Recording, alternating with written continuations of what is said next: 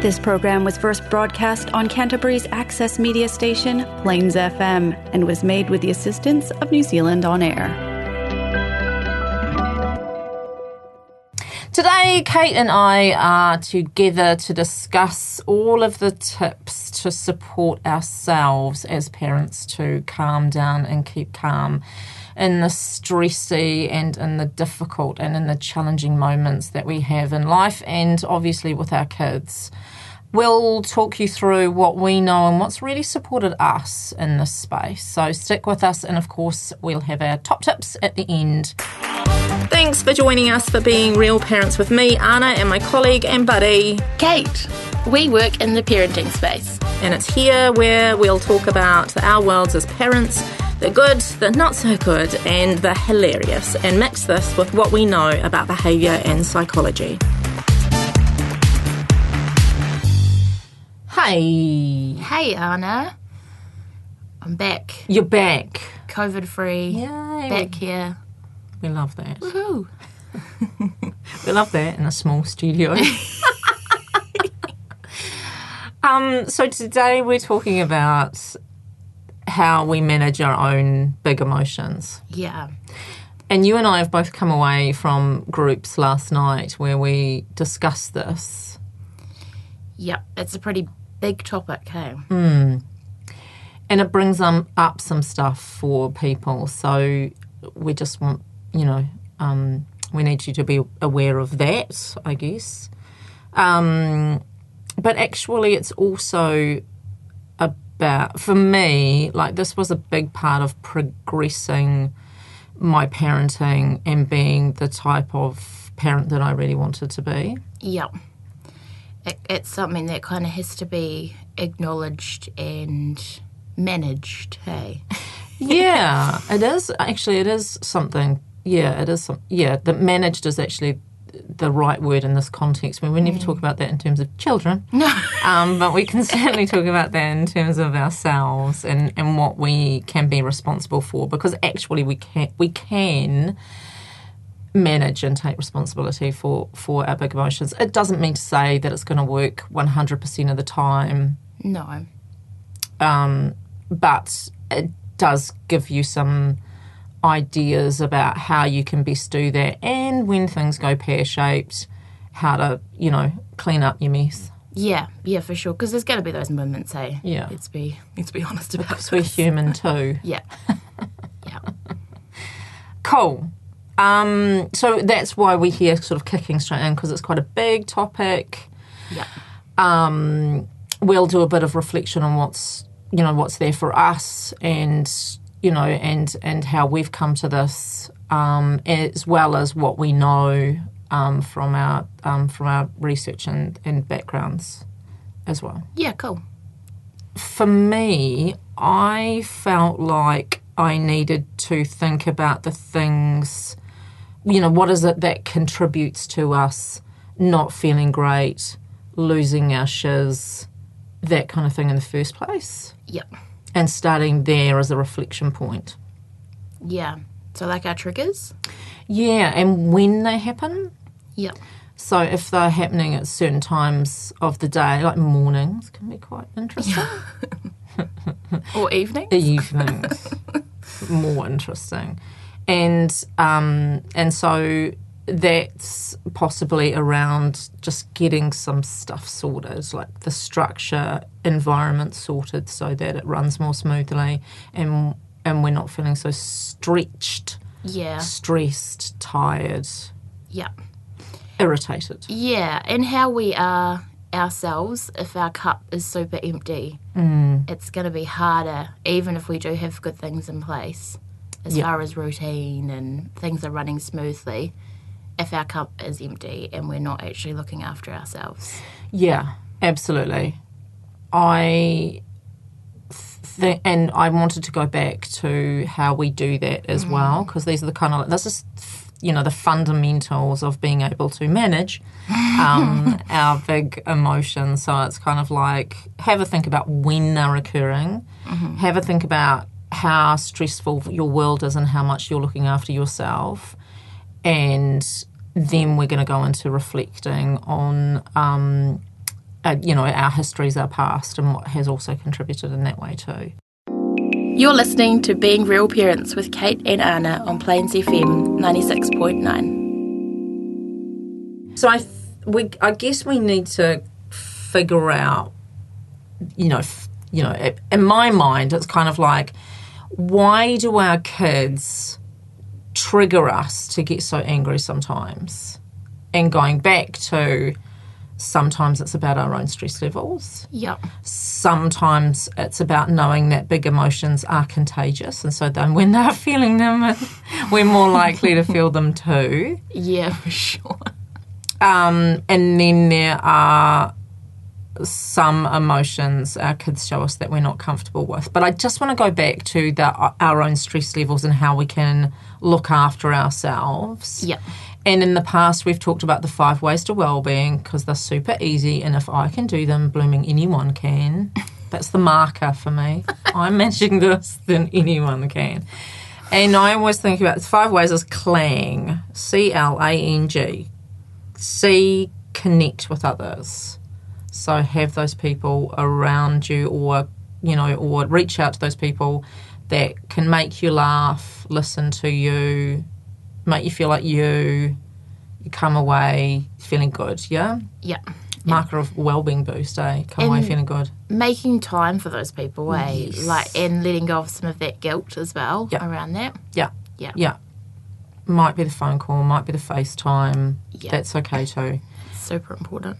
And then there's L is learning. So basically, it's for me that's being curious. If I hear something on the radio, I go, what's that? I want to know more about it. If my kid brings home something and researching something, and they ask me a question, I want to know more about it. So just being kind of like naturally curious around those sorts of things. A is for being active. Yeah. We don't need to do the coast to coast. We just need to spend a bit of time moving. Yeah, that whole moving your body is a nice way of looking at that, hey? Yeah, exactly. And that could be dancing with the kids. Yeah. Could be, going to the gym, whatever it is that kind of lights you up, finding that thing that's, when you have moved, you feel good about it. N, taking notice, so being mindful, being present. Yeah. Noticing the sky at the moment is really beautiful. Crunching the autumn leaves. Yeah. The touch of frost. Yeah. Promise of a glorious day. Autumn's good for taking notice, actually. Yeah, it really is.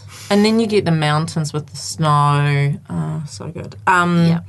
So, yeah, and actually that is a biggie in terms of wellbeing bucks, taking notice. So when you notice those things that are kind of awe-inspiring for you, sit in that for as much as you can because it's really good for you. And then the last one is G, giving. So giving our time, giving our skills, kindness. I talk about that as being kind. Yeah, yeah. And for me, that's also looking after for someone that sometimes needs to rein that in. Yes, there are, yes. So that it doesn't become resentfulness. Yeah, and actually I'm last on the list because I'm giving to everyone else. Yeah. I think it's good to keep that in check too. Yes, same, because we do a shit ton of giving as a parent. Yeah, definitely. Yeah, so a little and often across those things, and that's going to help you feel good and function well, which is the definition of well-being: feeling good, functioning well. Yeah. If I feel okay and I can show up and do the things that I said that I was going to do, it's all good. Yeah. That's your check-in. Yeah. Yeah. Yeah, definitely. Having your well-being in check definitely is going to help to stay calm. Hey? Yeah. Yeah. And doing some of those things that you love doing. Yeah, and finding the time to do it. Yeah. Okay, well-being done. Sort of tick. We got that in check. And then there is the kind of thing of, okay, cool, going deeper into what causes us to, to lose our shiz with our kids. First up, noticing. Yeah. and wanting to change, making a commitment to ourselves that we're going to work on this. Sorting the stress as best as we can, looking after our well-being, and then looking hard at the times when we lose it, or if it's certain emotions that our children are displaying that makes us lose it because we feel uncomfortable with that. Yeah. And that we would call a trigger. Yeah. And often that can come from our own childhood, and how we were parented too. Yeah, and what wasn't okay in terms of emotions for us. So for me, there was a real thing around kind of when I could see my kids kind of just being, it wasn't really even a sadness. I'm trying to think about the what the word is. It's kind of like a sadness, but a kind of also a sense of discomfort for them. So that when they haven't won the race or they haven't got the prize that they were banking, disappointment actually. Holy schmoly! There we go. I'm learning too. Yeah, and when they got upset around that, I found that really hard to be around, and I thought about what that is for me. And there are certain things like don't cry over spilt milk. There's also that humility was hugely important in our family. So it's don't show off, don't look to be better than others, and and don't make a scene. Yeah. Do not make a scene. Yeah.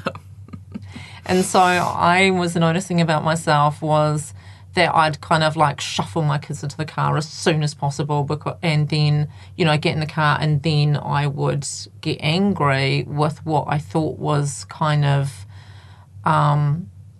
terrible frame, but kind of princessy behaviour. Yeah. Oh, there goes some mum guilt right there. How cool that you can actually reflect on where that's coming from, though, hey? Because sometimes I think we're aware of how we were raised and what was kind of important, what were family values, but sometimes it's actually really hard to make that link. Yeah. Like, why am I reacting in this way? Yeah. What is it about that particular emotion? What's that about? And I think sometimes it's actually really hard to figure that out. And if you can't figure that out, it's also just cool that you're reflecting on it and thinking about it and aware that those particular situations are what kind of triggers you. Yeah, that's right. Without getting to the bottom of it, eh? Yeah. It's kind of like it's kind of like reflecting on the emotions your children show you or demonstrate that make us uncomfortable. And in circle of security work, we would call that, that's our shark music. Yeah. So when in the background of our mind we're hearing da-dum, da-dum, that mean, and we know that this is really uncomfortable for us, that's telling us something about us, not our kids. Yeah. Yeah. And even if we can think about that as the shark music, for me, that kind of makes me giggle or lightens it for me. Like, oh, there's that shark music. Yeah. It takes it away. And I even know parents that have said that they own that. They say, oh, hang on, my shark music is playing, just bear with me, especially if it's kind of like in sense of overwhelm or... And then if we teach this to our kids, they get that too. Yeah. Yeah. Yeah, for sure. It gives us permission to work our way through it. Definitely. And that it's okay. Yeah. That it's okay that it's there. Yeah, because that's the danger, eh? And that's why we're saying, one, this is a great way for us to manage these emotions and reduce the amount of times that we lose it. But it also gives our kids permission to feel the feelings that we may not have been given permission to feel. And for me, I think, oh my goodness, not allowing my children to feel disappointment. Yeah. Yeah, but in saying that, I don't think there's any way out of that. I'm quite happy to own it. That's cool that you're happy to own it, but I'm sure there's been other situations and times when they've been actually able to feel those things. Do you know what I mean? Like when we're actually around other people as well, that heightens us even more, I reckon. When people are watching that disappointment and we're like, versus disappointed to losing a game at home where there's no one else around. Yeah. I feel like our response to that could be quite different. Yeah. So being kind to ourselves within looking at this too. Yes, that's right.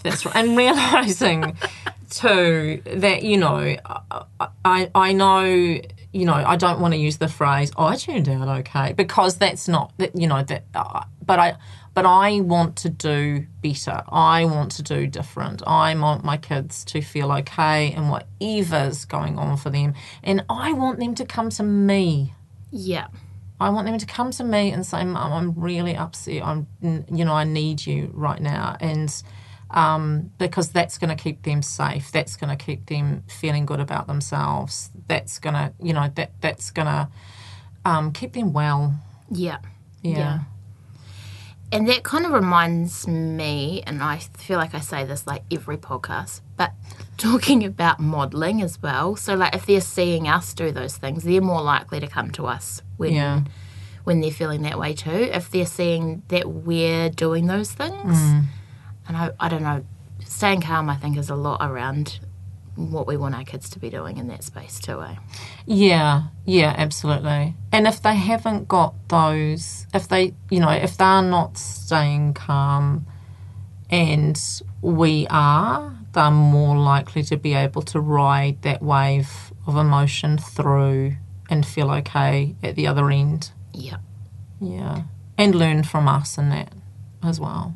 I feel like that modelling thing once again is always on my notes, but I feel like if we have for me, when I'm feeling like I'm starting to feel myself get heightened, if I'm able to have a reason why it's really important as well, like that whole modelling thing, like your children are always watching you. Yes, for sure, there's going to be moments where we, don't respond how necessarily we'd like to.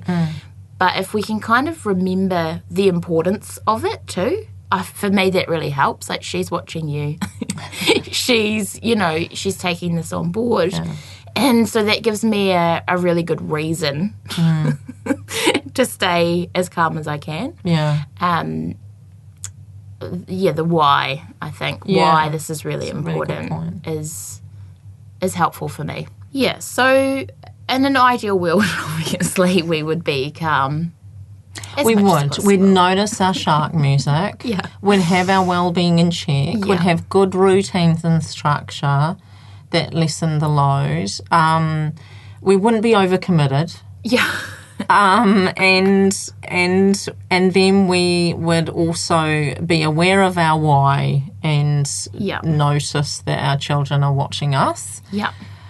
So that would be our perfect world, but the world is imperfect. No. And so there are going to be times when we lose our cool. We forget all that. We don't respond in the way that we want to respond. Yeah.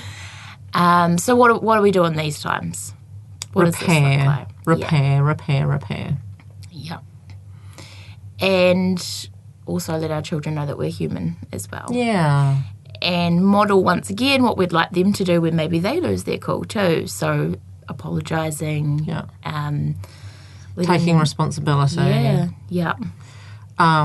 Saying that we're learning and we don't want to do that again. We don't, we're not committed to responding like that. Yeah. Yeah, cool. And I guess if this is repetitively happening and we're in this space where we're actually really struggling with this, really good for us to get some help as well, is like reach out to people. Yeah, absolutely. So, I will say start closest to home and talk to those people that love you and care about you and want the best, want you to be at your best. And then, this is a place also that we work as well. Yep. Because there's a bunch of shame around this, eh? We don't talk about this readily. We don't go out into the world and go, oh, man, this morning. Yeah. can I debrief with you after school drop-off? Yeah. I want some out of my onesie. Yeah. Once I've had my third coffee for the morning. Yeah. And then, and just know too that this is a place that we work and we're really committed to it because, we know the benefits of this for you and your kids. Yeah, for sure. Sorry, you go. I was sorry. I was just thinking about the other thing is that giving up on needing to be perfect or being seen to be perfect, and this is going to be important